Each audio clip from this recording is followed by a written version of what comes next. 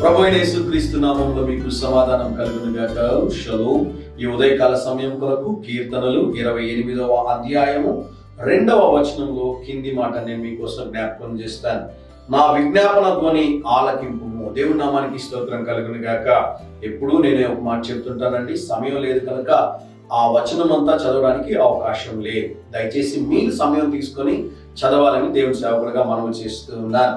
నేను నీకు మొరపెట్టినప్పుడు, నీ పరిశుద్ధాలయం వైపున నా చేతులు నేను ఎత్తునప్పుడు నా విజ్ఞాపన ధ్వని ఆలకింపుము. దేవుని నామానికి స్తోత్రం కలుగును గాక.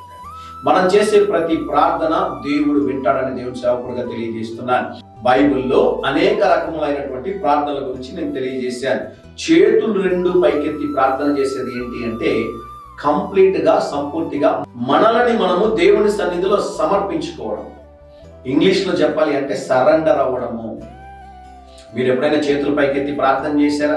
మీరు ఎప్పుడైతే చేతుల పైకెత్తి, ప్రభువా ఈ కార్యము నా వలన జరగదు ప్రభువా, ఈ కార్యము చేయుటకు నాకు శక్తి చాలదు ప్రభువా, నీ పాద సన్నిధిలో నా చేతులు ఎత్తుతున్నాను అని మీరు చెప్పారు అంటే, దేవుడు వెంటనే మీ చేయి పట్టుకొని దేవుడు మిమ్మల్ని పైకి లేవనెత్తి, మీరు ఏ కార్యము జరగలేదని నిస్సహాయ స్థితిలో చేతులు పైకెత్తారో ఆ బలహీనమైనటువంటి కరమును దేవుడు బలపరిచి కార్యాన్ని జరిగిస్తారని దేవుని సేవకులుగా తెలియజేస్తున్నాను.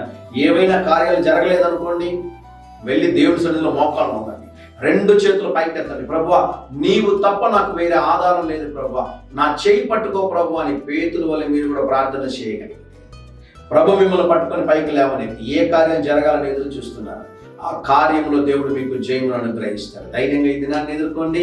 దేవుడి సన్నిధి మీకు తోడుగా వచ్చింది కాక. ప్రియ పరలోకపు తండ్రి, ఈ దినం ఎవరైతే నాయన వారి యొక్క నిస్సహాయ స్థితిలో ఉన్న చేతులు నీ వైపుకి ఎత్తుతున్నారో వారి కరములను బలపరిచి బలమైన కార్యాలు చేయి.